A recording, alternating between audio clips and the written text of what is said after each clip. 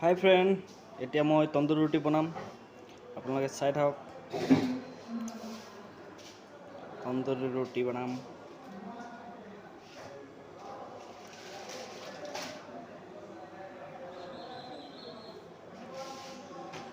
কৃষ্ণ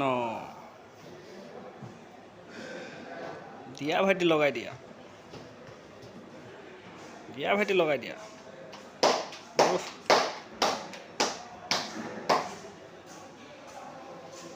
ধুনীয়া প্ৰদৰ্শন।